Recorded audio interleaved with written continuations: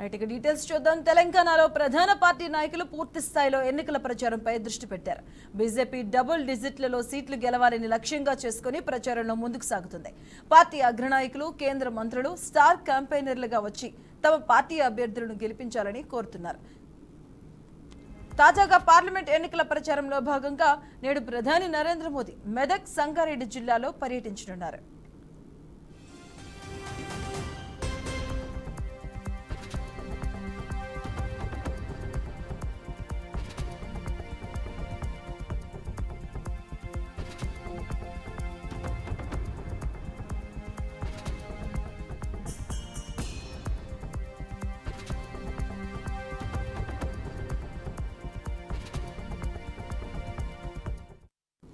మెదక్, జహీరాబాద్ లోక్సభ నియోజకవర్గాలకు సంబంధించిన బీజేపీ ప్రచార సభల్లో పాల్గొనున్నారు.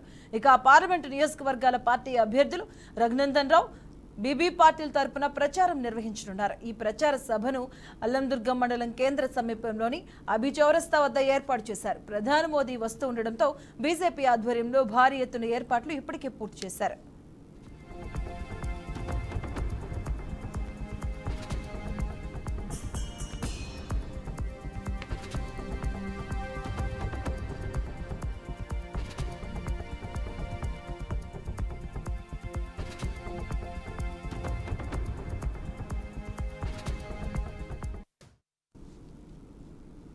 40 ఎకరాల విస్తీర్ణంలో సభాస్థలి ఏర్పాట్లు చేశాడు. ఇక మోదీ సభను సక్సెస్ చేసేందుకు భారీ ఎత్తున జన సమీకరణకు ప్రణాళికలు సిద్ధం చేశారు.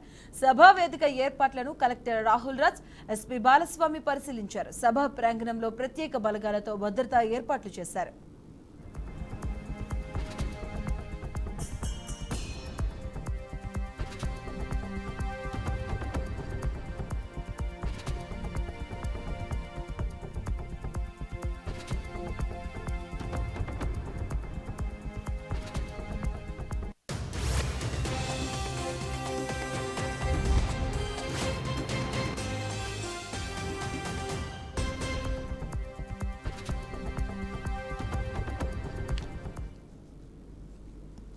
తెలంగాణలో ప్రధాన పార్టీ నాయకులు పూర్తి స్థాయిలో ఎన్నికల ప్రచారంపై దృష్టి పెట్టారు. బీజేపీ డబుల్ డిజిట్లలో సీట్లు గెలవాలని లక్ష్యంగా చేసుకుని ప్రచారంలో ముందుకు సాగుతుంది.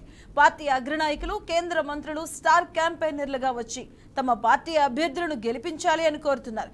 ఇక తాజాగా పార్లమెంట్ ఎన్నికల ప్రచారంలో భాగంగా నేడు ప్రధాని నరేంద్ర మోదీ మెదక్, సంగారెడ్డి జిల్లాలో పర్యటించనున్నారు.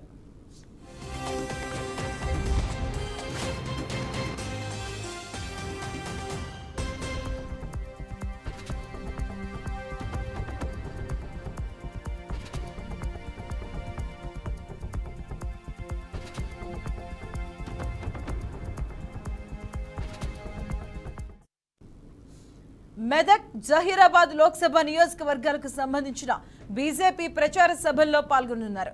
ఇక ఆ పార్లమెంటు నియోజకవర్గాల పార్టీ అభ్యర్థులు రఘునందన్ రావు, బీబీ పాటిల్ తరపున ప్రచారం నిర్వహించబోతున్నారు. ఇక ఈ ప్రచార సభను అల్లాదుర్గం మండలం కేంద్ర సమీపంలోని ఐబీ చౌరస్తా వద్ద ఏర్పాటు చేయడం జరిగింది.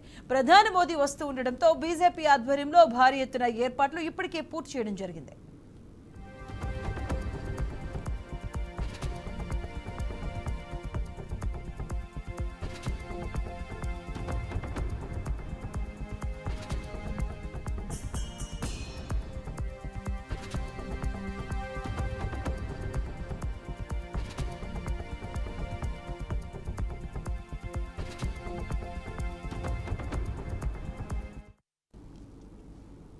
ఇక 40 ఎకరాల విస్తీర్ణంలో సభాస్థలి ఏర్పాట్లు చేశారు. మోదీ సభను సక్సెస్ చేసేందుకు భారీ ఎత్తున జన సమీకరణకు ప్రణాళికలు సిద్ధం చేయడం జరిగింది.